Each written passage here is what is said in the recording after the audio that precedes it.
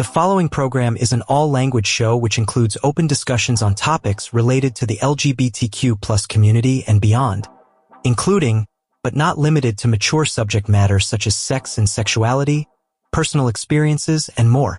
We aim to create a respectful and inclusive space for all. Listener discretion is advised. The views and opinions expressed are those of the guests and do not necessarily reflect the views and opinions of the producers and this outlet. Stay tuned for thought-provoking conversations and so much more.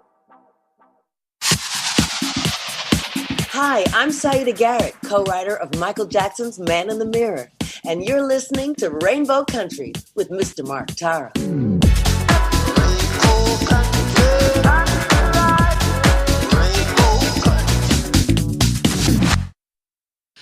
Today on Rainbow Country, a spotlight on music production team, Seventh Heaven, who's remixed the likes of Cher, Eartha Kitt, and Donna Summer.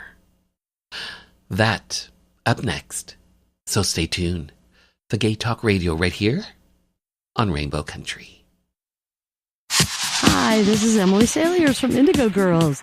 Hey everyone, this is Chris Harder, porn star, burlesque performer, and the creator of Porn to Be a Star. You're listening to Rainbow Country with Mark Tara.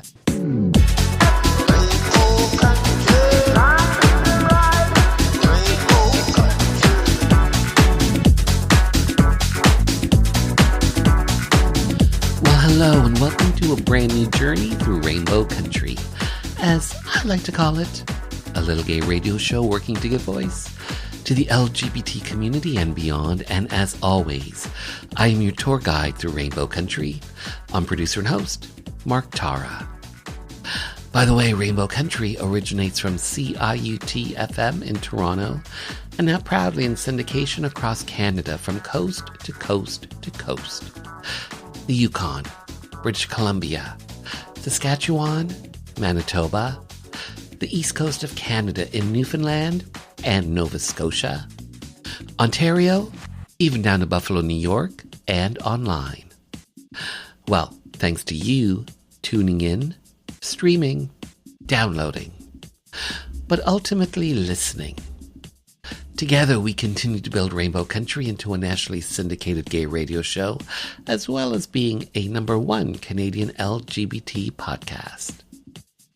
So today, a spotlight on music producing duo, Seventh Heaven, a UK production team that consists of Andy Wetson and my guest today, John Dixon, who joins me in conversation to talk about their recent work on the 40th anniversary edition of Donna Summer's 1984 album, Cats Without Claws. We'll find out from John Dixon just how Seventh Heaven took this 1984 track, I'm Free, from Donna Summer's Cats Without Claws, and brought it into a whole new century. Plus an hour two, music from LGBT artists, independent artists, voices that we've come to know and love in classic disco, classic 80s, classic house. And on this episode, I'm featuring a Seventh Heaven set, some Canadian R&B, and more. All that lies ahead on this week's journey through Rainbow Country, and our first stop, the Rainbow Country Bookstore. Today, My Body is Distant. Award-winning writer Paige Maylott reads from her memoir, My Body is Distant, a book that tells the author's trans journey to self-realization.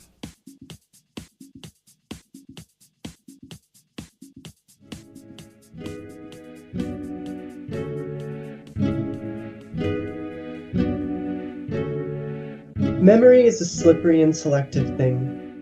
To provide an example, think back to your earliest memory. One of mine was a hot summer day in 1979. I would have been 4 years old and my sister Lana only 2. The memory begins with us running barefoot across cool, shaded grass behind the turn-of-the-century schoolhouse our father skillfully converted into our childhood home. As I ran and Lana chased after me, grasshoppers sprang from the grass, cicadas screeched in the trees, and the neighbors' cows grazed in fields on the other side of the electrified fences which surrounded our property. Already, I have fabricated details to draw you into my story. While I know there were often cows in the fields which surrounded our house, and that cicadas often screeched in the trees, I don't remember how warm it really was. And I can't recall whether cicadas were out or if there were cows nearby that day. I have only included these pseudo-facts to pave the way to a moment that stuck with and still shapes who I am some 40-something years later. I remember we found ourselves in the sun-warmed, wood-scented back shed, where we discovered my father's tackle box. We pried open squeaky metal clasps, and inside we found the most incredible fishing lures. To our inexperienced eyes, they looked uncannily like actual fish, with shining scales drawn with metallic paints, and gleaming bright eyes. Some were hinged in the middle to mimic realistic swimming, I assume. Lana grabbed as many fish as she could, somehow avoiding hooking herself. She looked up at me, her body vibrating with excitement as she said, "Let's see them swim." I agreed and gathered the rest. We ran out of the shed and across the lawn holding handfuls of jingling fish. I followed Lana to a deep circular pond ringed with flagstones, which my father had dug in the middle of our yard. Lana wasted no time as she climbed the stones and threw her handfuls into the water. When they struck the surface, years of dust splashed away, and the lures came to life. The tiny fishes twisted and flipped just below the surface. Their chromatic scales flashed in a dizzying rainbow of colors before they sank. Each twinkled in the sunlight one last time, as if giving thanks, before they disappeared into the murky depths of the pond. "Did you see that?" Lana asked. "Throw yours." I recognized the potential consequences of tossing away my father's prized fishing lures, but I couldn't help myself. I wanted to see those colors. I needed to see if they truly could come to life again. I tossed mine, alone and in twos, at Lana's impatient urgings.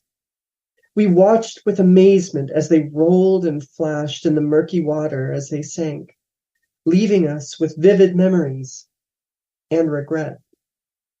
For me, memory is a lot like my fish story.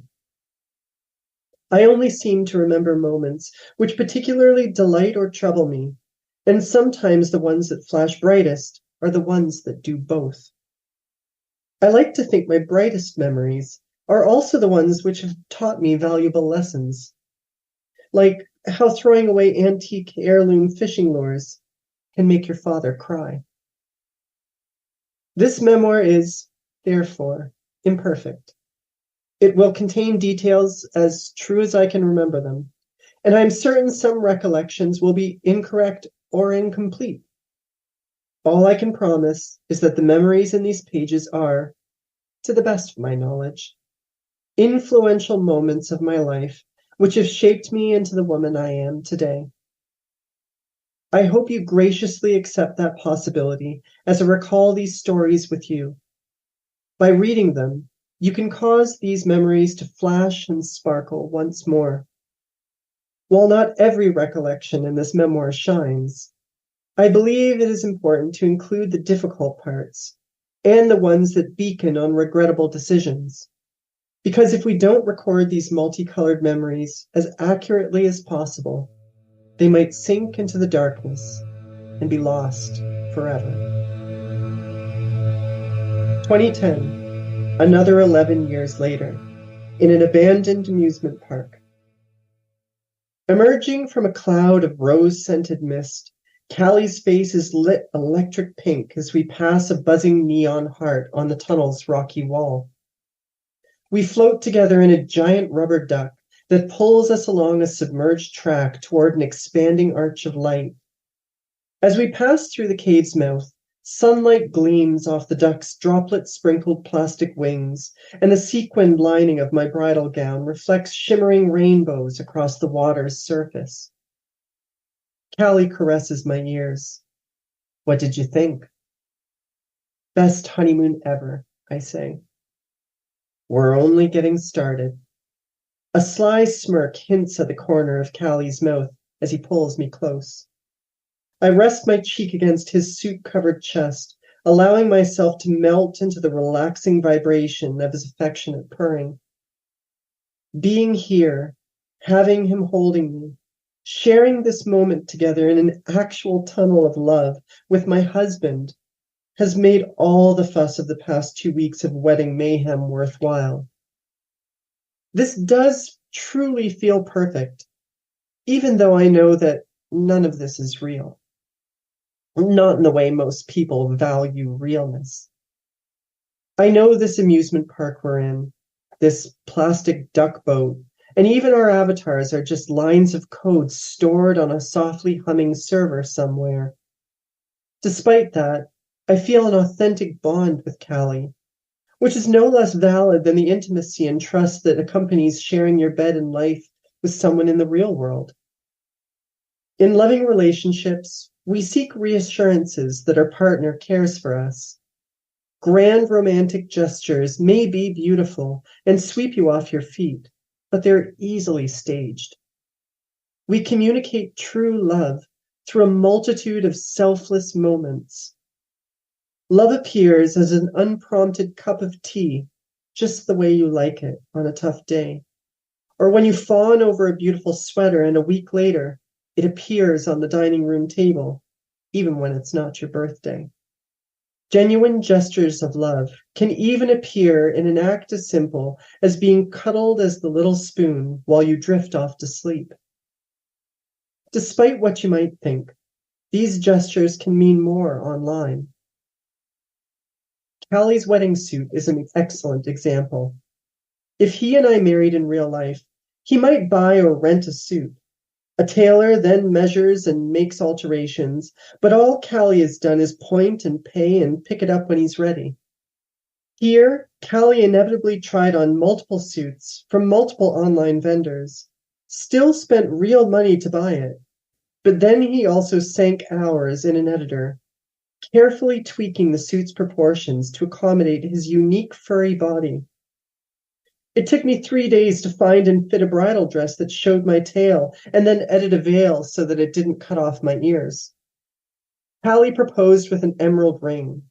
While he likely didn't spend too much to buy it, he took the time to learn I preferred emeralds to diamonds. Communication and attention to detail mattered just as much here.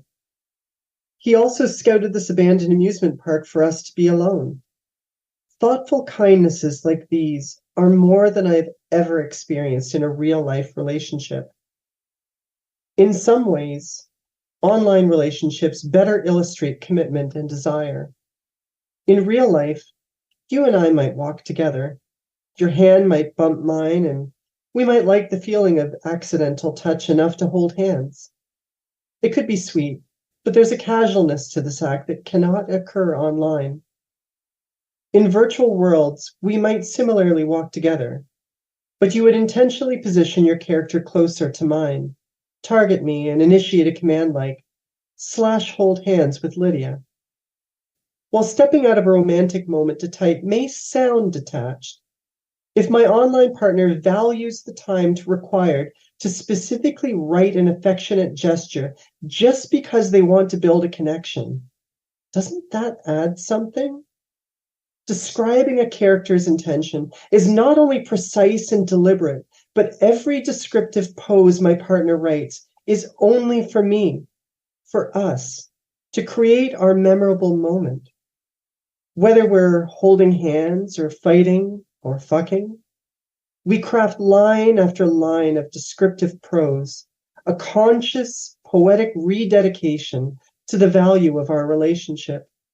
So, yes, I know that our relationship, our marriage, and this moment are not real in the way society might define it.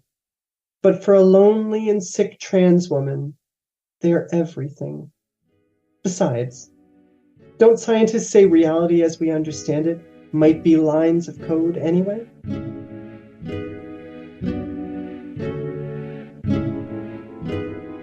When we talk about the LGBTQ community as if it is something that just exists, I think we're indulging in wishful thinking. Communities aren't something that spring fully formed from the ether. They require some assembly. They need to be constructed. Still thinking about the 70s here, when I came out in Toronto, there were lots of different parts that didn't quite fit together. First, there were gay men who went to bars and baths. Most were pretty deeply in the closet. They shared a dirty secret and some overlapping friendship networks, but not much else. Then there were a self-proclaimed clutch of young activists around the body politic and the Gay Alliance towards equality, myself included, who tended to be a bit judgmental about anyone not properly out and willing to throat ram. In fact, one writer to the body politic called us the high-principled Jesus Christ farts of the movement. Then there were the new class of gay entrepreneurs who were establishing the first gay businesses along Church Street. The Community Homophile Association was perhaps the largest organization in town, and it was run by George Hislop, a part owner of several of these businesses. The entrepreneurs saw the activists as troublemakers rocking a precarious boat, and we saw them as conservatives unable to embrace gay liberation. We felt much the same about MCC, the major gay-focused Christian organization at the time. When women from Chat, calling themselves the Cunts, broke off and denounced Hislop as a sexist in 1971, it made clear that a lot of women were also on a pretty different wavelength. Most lesbians were much more comfortable in feminist circles than hanging around with gay men. Not that they all agreed either. There were always the lesbian socialist feminists versus the radical feminist lesbians, and so on. Trans organizing was small and generally had little to do with any of us. Trans men were often concerned with distinguishing themselves from lesbians, and trans women were unwelcome in most lesbian spaces. Gay men were generally suspicious, unclear on the differences between sexual orientation and sexual identity. So it was all a bit of a hot mess. I suppose if you see community like a dysfunctional family where everybody fights all the time, you could call it a community. But if by community you mean people who are cooperating and fighting for a common goal, that probably didn't really happen until the 1980s, when we were all faced with challenges that we couldn't overcome alone. This is Tim McCaskill, a gay liberation dinosaur from another planet and author of Queer Progress. Coming up next, John Dixon from Seventh Heaven.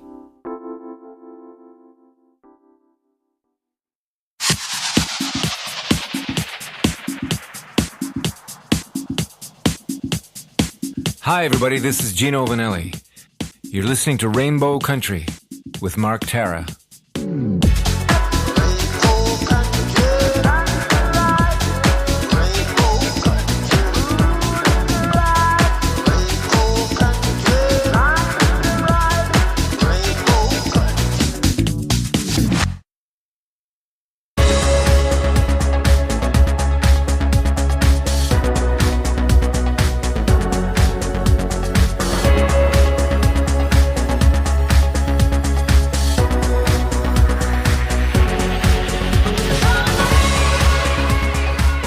John Dixon, hi, how are you? Hi, hello, thanks for having me. Well, thank you for being here. I have to say, thank you for being here, especially to talk about your involvement in the 40th anniversary edition of Donna Summer's Cats Without Claws. Let's just start from the ground and build up. Talk to me about how you got involved in this particular project. How did you end up working on Donna Summer's Cats Without Claws, the 40th anniversary edition? Yep, sure. So I'm part of a remix team called Seventh Heaven, which is myself and Andy Wetson. And we've been remixing pop songs and club songs for almost 20 years, I think, in various forms. And Andy he's part manager and he's part kind of captain of the ship, if you like. So he has a lot of contacts in the industry, and we're always looking for projects to be involved with. and we have quite a large history with, fairly big artists, people like Shane, people like that. So Andy's always, kind of in contact with the industry and looking for opportunities to remix and mix and work with artists from all over the world. So this project, I think he got wind of it quite a while ago now, and he first mentioned this project to me. Must have been, I don't know, 4 or 5 months ago now. And of course, we're both massive disco fans, basically. Disco music, house music, disco music, anything from the 70s to now is just our bag. So, I mean, Donna Summer doesn't really get much bigger or better, really. So, of course, as soon as he mentioned Donna Summer, it's like, yeah, absolutely, want to be involved. Tell me more about it, basically. And I think over the coming months, little bits were fed to me, and the result was we ended up mixing one of the songs for the album, basically, which, to say it was an honor is an understatement. I mean, just amazing to remix Donna Summer. I mean, it doesn't get much better than that, really. So yeah, that's how it came about, and of course we were delighted. So Donna Summer's Cats Without Claws was originally released in 1984. It's a Grammy-winning album, winning Donna Summer the Best Inspirational Performance for a track called Forgive Me. You guys end up remixing a song called I'm Free, a great song, love it. Yep. How did you end up picking this particular track, Free? Well, I didn't. This was left to Andy. I'll be really honest with you, I didn't know the song. I know lots of Donna Summer stuff, obviously. Obviously all the big hits that everyone knows. I didn't know this song. So it was a new song in many ways for me, which was interesting because obviously it's part of musical history. So that was a slightly strange one, but a challenge because first of all I had to acquaint myself with the song. So when you first heard it, what did you think? Yeah. Well, I basically just sat and listened to it for 3, 4, 5 times just to get my head around it and to put myself in that era of that sort of music, I guess. Because you have to admit it has a bit of a Caribbean feel to it. Yes, yeah, absolutely. I mean that's it's a process. Obviously, you listen to it, and the very first time you hear it, it's obviously all new, and you just take it in, and you're trying to work out what the inspiration for it was, and kind of what makes it tick as a song, as a piece of music, before you can even start to consider remixing it. So yeah, it's a nice thing to be able to be involved in. So when you're looking to remix a song, especially a song that's part of a well-known artist's catalog that has a built-in audience, and you're looking to take a particular song and put your own stamp on it, what sort of mindset do you have to be in to sort of say, take an original song that is in a certain vein and put your own unique Seventh Heaven take on it? Yeah. Talk to me about that process that you go through. It's not always the same. It depends on the song, but I suppose the bottom line is I say to myself, well, what can I do to the song that doesn't destroy it, but brings something fresh to it, and perhaps brings a slightly new audience to the song. It depends a lot of the time on things like tempo. Because obviously, if you're making a club remix, which is what we do a lot of the time, the tempos have to be kind of in the right area, otherwise DJs just won't play it. So there's kind of practical considerations to think about. And some songs we turn down and just say, oh, sorry, it isn't suitable for what we do. If the tempo is too slow and we can't remix it, or we don't feel we can do it justice, then we just pass, basically. And there's plenty of other people who can do a slow remix in a different style that isn't our style. So as long as the tempos are okay and we feel as though we can bring something fresh to the table, and of course we like the project and we think we can do a decent job, then we just then have to, I suppose, decide what sort of feel it's going to have, and is it going to be house? Is it going to be trance? Is it going to be sort of disco, retro? And a lot of that is led by the artist, sometimes by the label. sometimes obviously by our own personal viewpoint. And sometimes it's a bit hit and miss. Sometimes you can try different things out. You can take a song and think, "Oh, and this will work in this style," and you try it, and it's like, it's not happening. Let's start again. Let's rethink it. So it's a process that isn't always the same, depending on the song.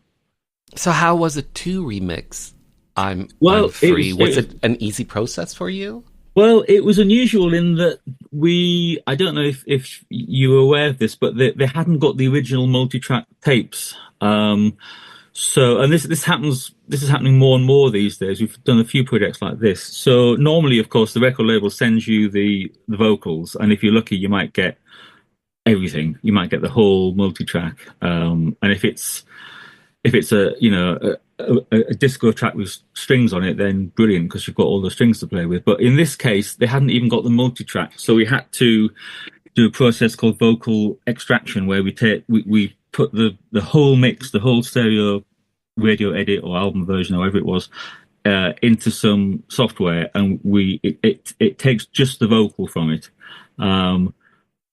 which is a process in itself. And it's a bit hit and miss sometimes. You have to faff about and try and get the best quality you can. So that's a starting point, because if we couldn't do that, we couldn't really remix it. You need obviously the vocals separate from the rest of the music. So that was the first thing to do.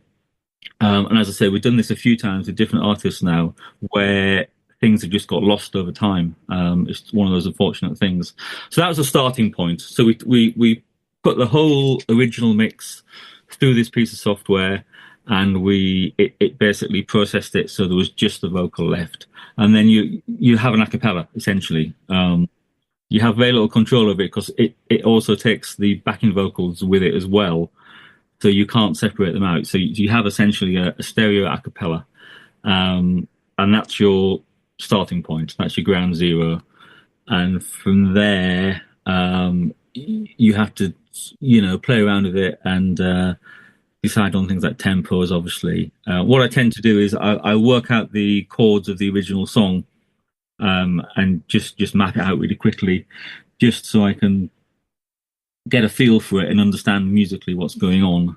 And then I can rebuild a track based around that, and then hopefully try and get the right feel. I think, because obviously what we do is dance music, essentially.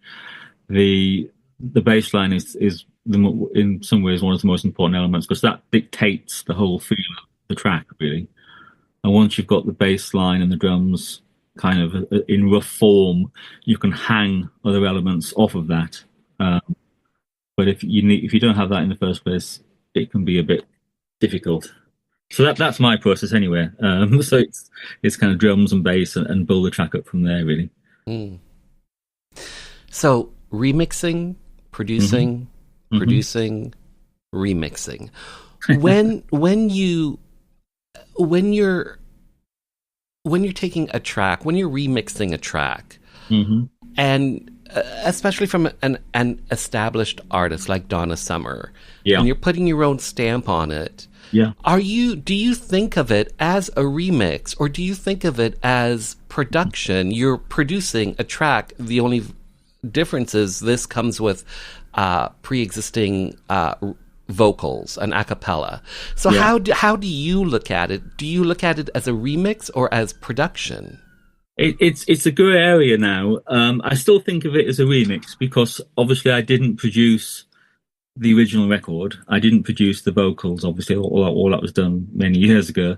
So I'm taking somebody else's work essentially and reworking it. So I suppose for me, even though the only thing that remains is the original vocal, I still think of it as a remix. I mean, when I first started doing remixes, you would literally take everything and, kind of, you might speed the whole track up and add some drums, but it was essentially all of somebody else's elements. Where nowadays a remix can be, as you say, in some ways a full production. You can do everything. You can do the entire music backing track, but it's still a remix for me anyway, because it's based on somebody else's work that was originally the original version of that record. But it does sometimes cross over, because obviously, also, is it a cover version? Well, it's not a cover version because it's the original artist. So it's a interesting area. And I also produce as well, so I'm perfectly happy to record vocals and work with artists on original material. So, the skills involved in doing both are quite similar. But I still think of it as a remix. If I'm taking somebody else's song and somebody else's performance and somebody else's production. I mean, even though the producer who produced Donna Summer's vocal, that's a skill, and that's done at the time. So it's not my production. That's how I see it anyway.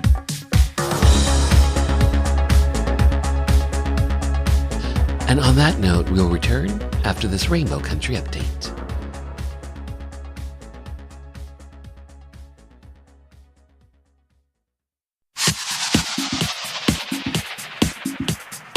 Hi, I'm Agnes. My new record, Magic Still Exists, is out now. You are listening to Rainbow Country with Mark Tara.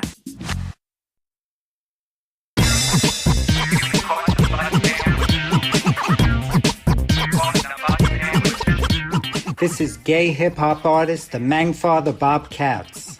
An artist friend of mine recommended that I check out Mark Tara's Rainbow Country years ago, and I've been enjoying it ever since. Mark's excellent interviews highlight all aspects of the LGBTQ community, and he's not afraid to ask the difficult questions that other hosts avoid. And I love the music that Mark plays on Rainbow Country each week, especially when he plays my music. But seriously, Mark Tara has been such a supporter of my music and has turned me on to so many great LGBTQ artists that I'd never heard of before. I'm so grateful to Mark Tara's Rainbow Country.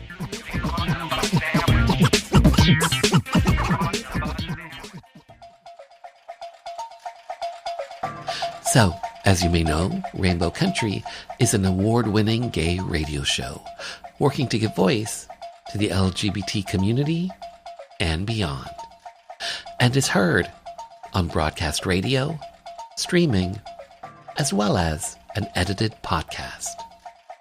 So if you think what I'm doing here, working to give voice to the LGBT community and beyond, is worthwhile, I hope you'll consider making a donation to this very outlet you are tuned to.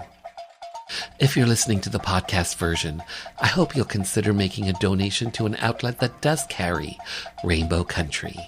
How can you do that? Well, simple. Simply head over to marktara.ca, where everything is connected, and hit the donations banner. That's where you'll find a list of all the outlets that carry Rainbow Country, a little gay radio show working to give voice to the LGBT community and beyond. Let your voice, let your support be heard. Hi, my name is Joanne Vanicola, and I'm an actor and a writer, and I was first on Rainbow Country with Mark Tara on discussing the massacre at Pulse Club in Orlando. I realized how important it was for our community to have a radio station, specifically for our issues, to talk about people in the LGBTQ community and to provide an outlet for our stories, to discuss our politics, culture, and give voice to the issues that matter to us, and of course our artists and the things that we do globally, and talk about culture. And without people like Mark Tara providing a space for this with a radio show like this, then we wouldn't have that voice. So support, tune in. Thank you.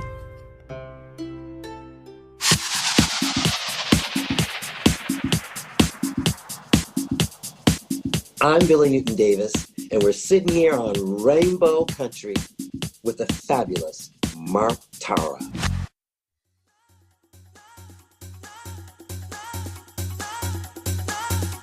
So John Dixon, did you get your start professionally, being a remixer, being a producer with dance label group Almighty Records? Is this how this all started professionally? Well, that wasn't the start. I started out as a recording engineer. So I was, I worked in London in the late 80s, early 90s, engineering, anybody and everybody, basically. And I got more into the programming side. It was just that dance music was a big deal then. And I was working with lots of sort of house labels and things. So I went from engineering, recording rock bands and all that sort of stuff, to using computers to make dance music. And I wasn't the artist. I was just pressing the buttons for the people. And that's how I started working with Almighty Records, because they used to book the studio that I used to be the engineer in. And I'd work with them and we got to know each other.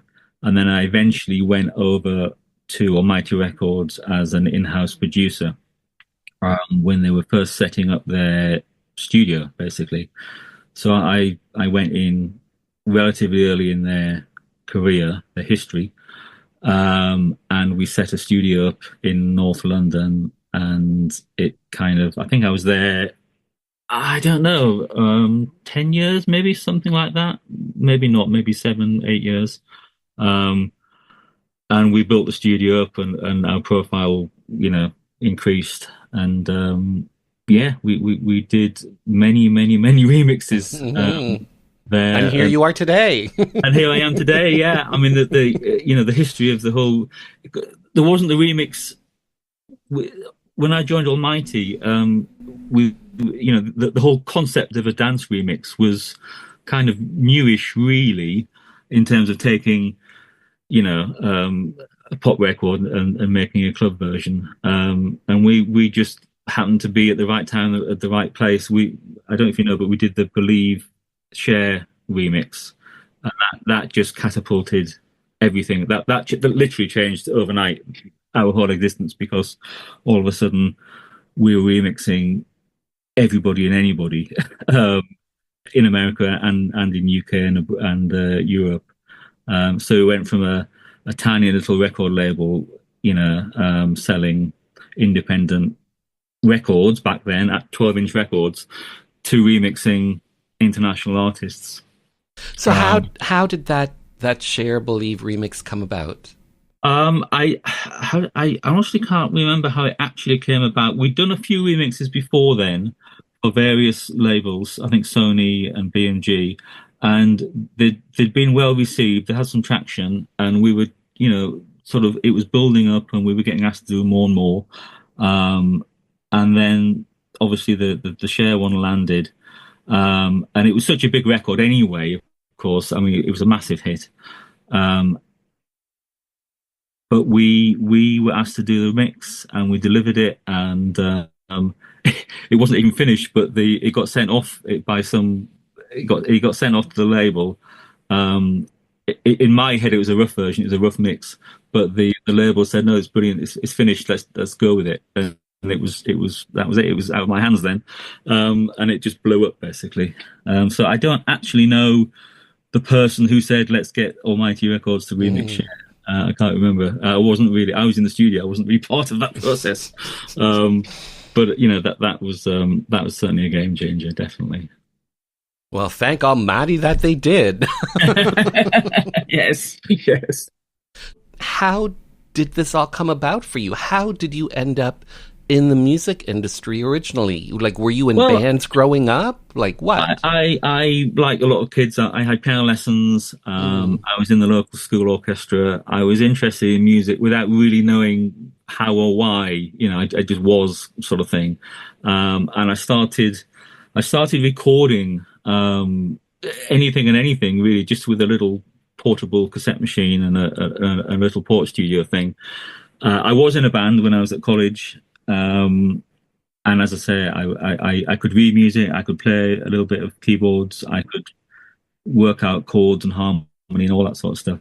But then I got into computers, and it all kind of married together, in that that sort of 1990s, 2000s, when sort of house music and dance music was coming about. It was all about programming on computer and samplers, early days of samplers and things like that, and making music that way.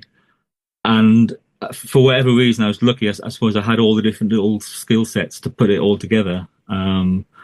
So I could, I could play the piano, I could play the instruments, I could play the chords, I could program the machines, I could engineer, I could mix, and I just happened to kind of all fall into place. And it was great. I was doing what I wanted to do without knowing what I wanted to do, if that makes sense. I was kind of putting all my skills together to make dance music, essentially. But my influences growing up were, people like Pet Shop Boys and Dead or Alive and all the synth bands, Depeche Mode, of course, all that kind of 80s synth. I was fascinated. What's that drum machine? What's that keyboard? What's that?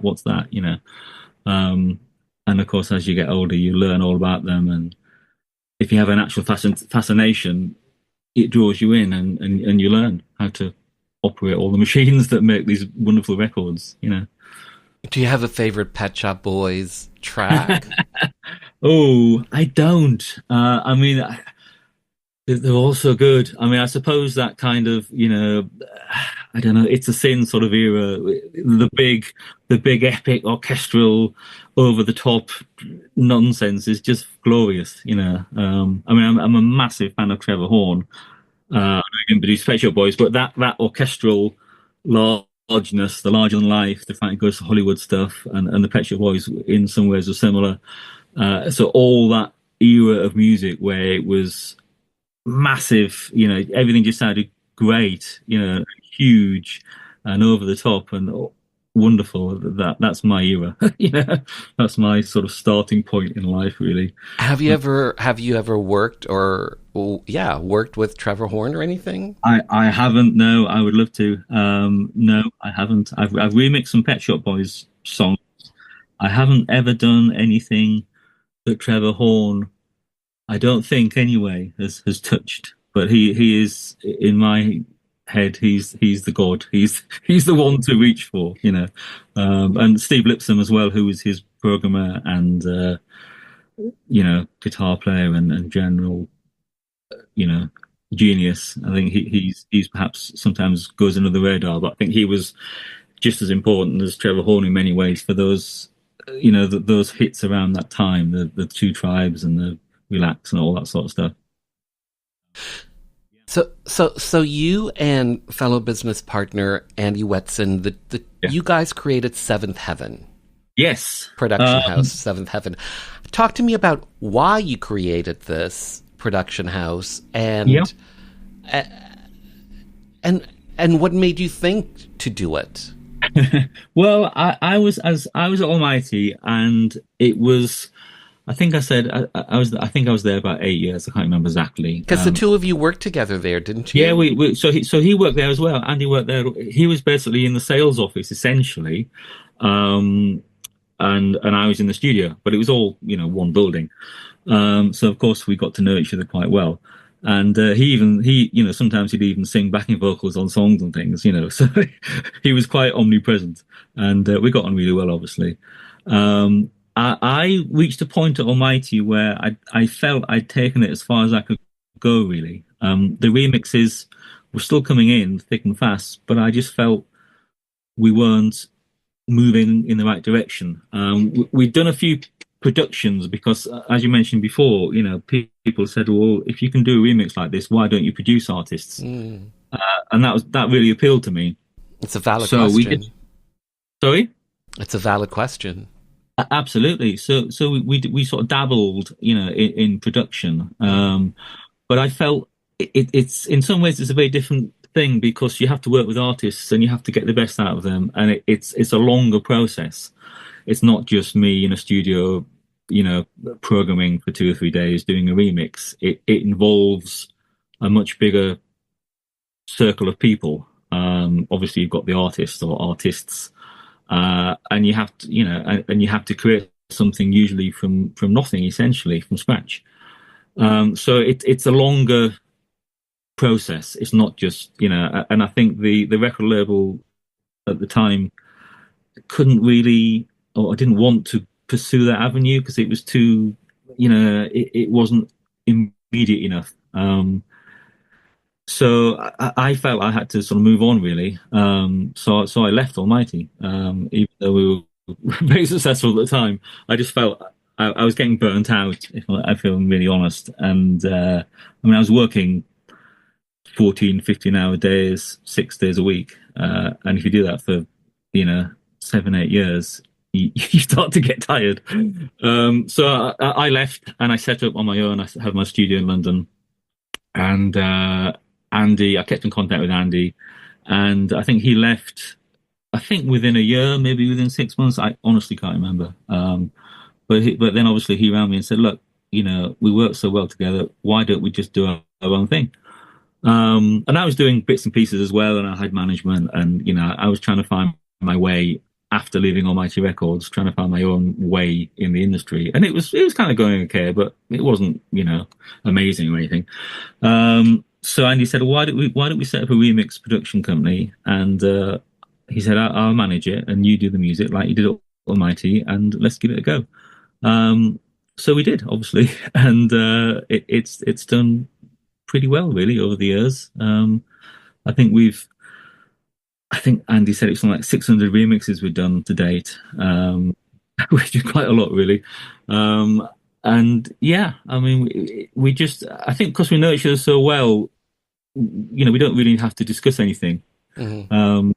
We know how each other's minds tick and work. You have a shorthand. Well, he just says, do this. And I'm like, yeah, okay, fine. Mm. And he just leaves me to do it, and I get on with it. And then he goes, yeah, that's fine. And so the name Seventh Heaven, where does that come from? Well, that was Andy's name. There's there's a group called Heaven 17, and I'm like, well, there's a group called Heaven. There's also a nightclub called Heaven in London. Yes. I think that was part of that. The 7. They have to ask Andy where the 7 comes from. I have no idea. I don't know.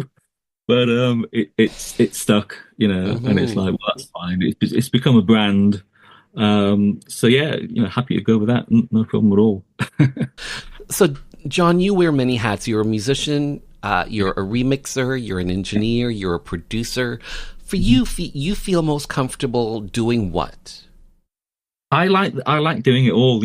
I like the variety. I think if I just did one thing, mm-hmm. A bit like I did at Almighty, I would get stuck in a rut. I like, my day is sometimes doing a dance remix for, club tune, sometimes working with a singer, sometimes mixing a live show. I do that as well. I like the variety. I think I get bored doing this, literally the same thing day in, day out. So to me, variety is the spice of life, and it keeps me fresh in doing the dance mixes and doing anything really.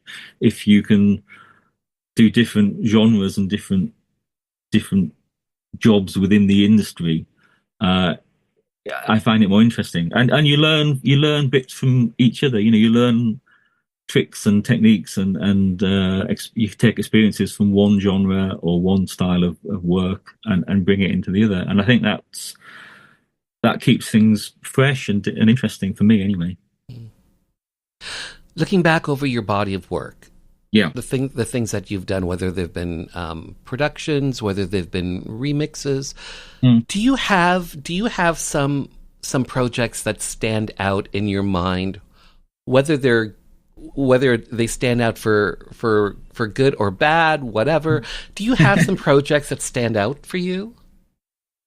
Yeah, I get asked this quite a lot, and the weird thing is, and I think this is not unusual actually, I it's a bit like looking at yourself in the mirror. I find it hard to listen to my own work, basically. It's a bit cringy. It's like, oh no, I don't want to listen to it. But occasionally you'll hear something and you think, oh, you go, oh, that's what's I did that, and you go, oh, it sounds all right actually. So I don't like looking back really, if I'm honest. There's a few mixes that I am. Oh, I'm proud of everything I do, but there's a few standout things I think. You've caught me on the hop and I can't remember what they are top of my head. But yeah, there's a few things. I think some of the share mixes, because we did, after Believe, we did, I don't know, at least half a dozen other share songs. And I think some of those I was really pleased with at the time, quite proud of. I liked some of we did a Robbie Williams, Your Disco Needs You, Kylie Minogue, Robbie Williams duet, essentially, which I was really pleased with at the time. It's yeah, I mean, and some stuff I'm really pleased with, which was really tiny little label somewhere that nobody's ever heard of. But that I like that mix. That's a really good thing. It's not always the big name things that I'm the most proud of. So yeah, it's. I'm trying to think. I'm trying to think of a name I can give. I can't. Oh, I tell you what, the Agnetha and Gary Barlow mix. We did a remix of that duet that they did. For me, that was a standout song because it was such an unusual project, and it was a great song and obviously great vocals, and it just seemed to gel together really nicely. So that's one that I don't get sick of, and I'm proud of. So yeah, that one I suppose. If you're going to pick one. So John, here's my last question for you, and it's simply this: what do you hope your audiences come away with after they've experienced your musical stylings, whether it's a remix, whether it's one of your original productions, whether it's Donna Summer's I'm Free? What do you hope audiences come away with after they've experienced John Dixon, whether they know it or not? Yeah. Well, of course, a lot of the music I make is meant to be heard in a club, and I actually don't really go to clubs. I'm not a club goer at all, but I do create these 8-9 minute long kind of club mixes that I hope. Well, my aim, my intent is to take someone on a journey, basically, and with the bolds and the drops and all that sort of stuff, and going to a euphoric sort of climax, if you like, at the end. Of course, nowadays clubs tend to play 2-3 minutes of each song, which totally ruins it. But historically, the idea of a 12-inch club remix was 6, 7, 8 minutes long, or even longer. And I think if anything, what I try and do is take people on a journey, so that by the end of it, it's a total high. Basically, it's a natural high, and I hope that's what I do when I do a dance remix. That's my intention anyway. Yeah, so that I think that to take someone on a journey from nothing to 6-7 minutes later with a great song, hopefully good production, and you want to dance. Obviously, it's dance music, so it's got to make you want to dance. If it does those things, then I'm happy. That's my goal. Well said. John Dixon, well said, well done, well remixed, well produced. Thanks for your time. Thanks for being on the show. My pleasure. Thanks for having me.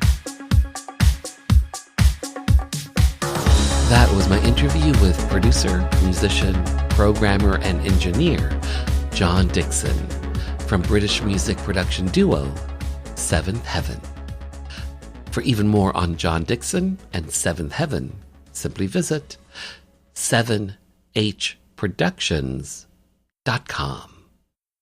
By the way, the 40th anniversary edition of Donna Summer's 1984 album, Cats Without Claws, is available wherever you get your favorite music. And just like that, this little gay journey through Rainbow Country has come to an end.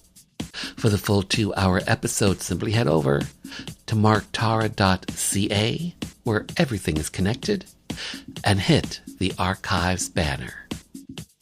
To keep up to date with the show, check out my socials at Mark Tara and Rainbow Country.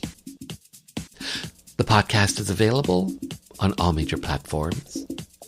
And finally, I want to take this time to thank you, for taking your time to be with me. Remember, we are living in days of making dreams come true, so believe in yourself, and the world will believe in you. Now, taking us out, Seventh Heaven remix of Donna Summer's I'm Free.